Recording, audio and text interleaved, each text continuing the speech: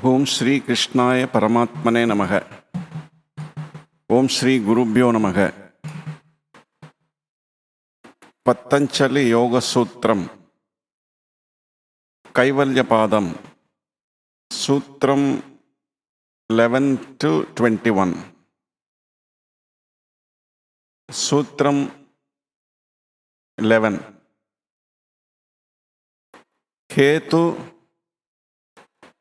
Falashraya Alambanai Sangrahitatvat Yesham Abhavetad Abhava. Being held together by cause, effect, support, and objects, in the absence of these is its absence. These desires are held together by cause and effect. If a desire has been raised, it does not die without producing its effect. Then again, the mind stuff is the great storehouse. The support of all past desires reduced to samskara form until they have worked themselves out, they will not die. Moreover, so long as the senses receive the external objects, fresh desires will arise. If it be possible to get rid of these, then alone desires will vanish. Sutra 12. Atitanagatam Swarupato Stayadva Bedad Dharmanam. The past and future exist in their own nature, qualities having different ways. Sutram 13. Te Vyakta Sukshma Gunatmanaha. They are manifested or fine being of the nature of the gunas. The gunas are the three substances, sattva, rajas, and tamas, whose gross state is the sensible universe. Past and future arise from the different modes of manifestation of these gunas.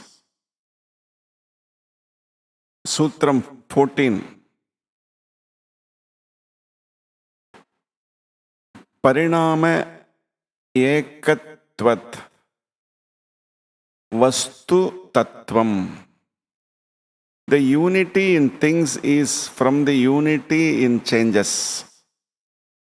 Though there are three substances, their changes being coordinated, all objects have their unity.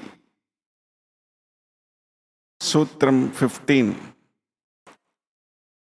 Vastu samye chitta bedhat tayo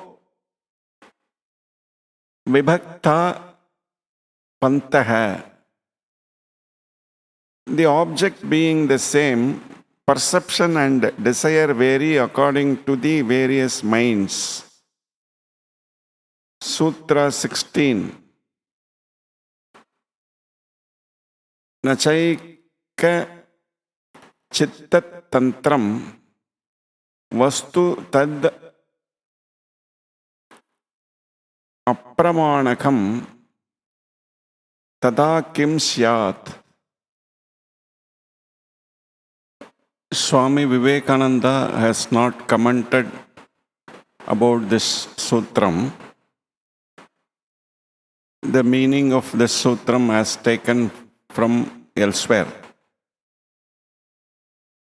is an object exists independent of its cognizance by any one consciousness. What happens to it when that consciousness is not to perceive it? That is, the object is not dependent on either of those perceptions. If it were, what would happen to it when nobody was looking?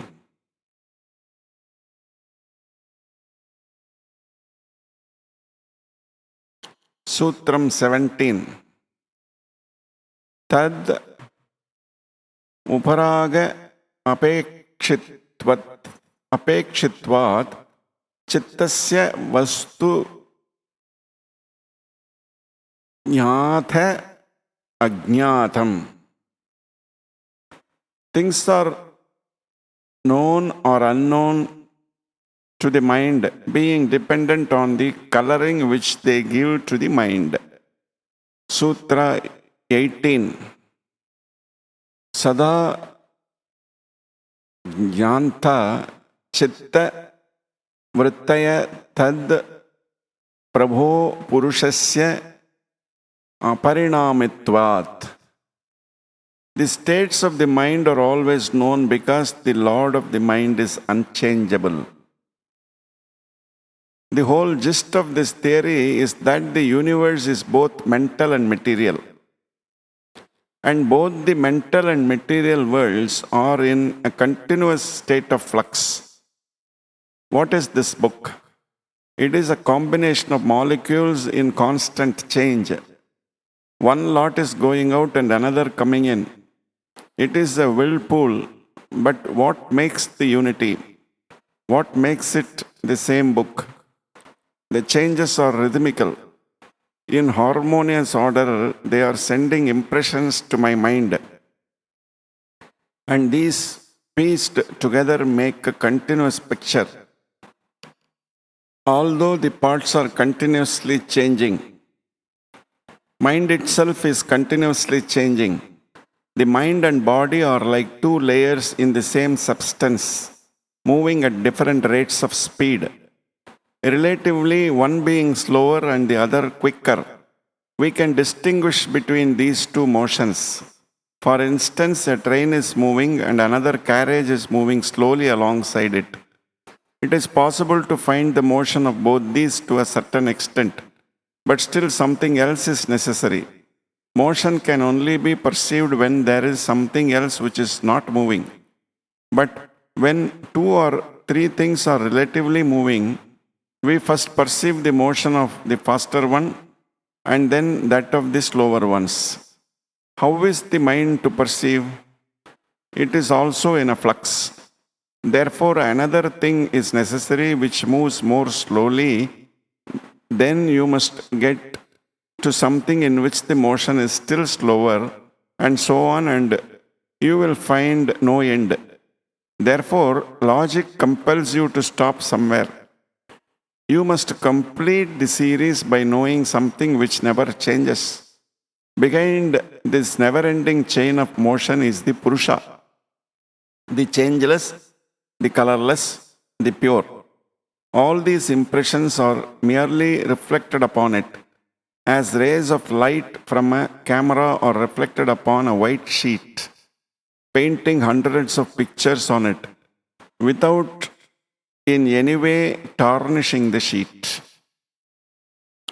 Sutra 19.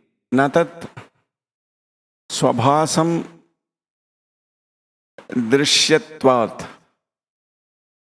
From its being unable to cognize two things at the same time.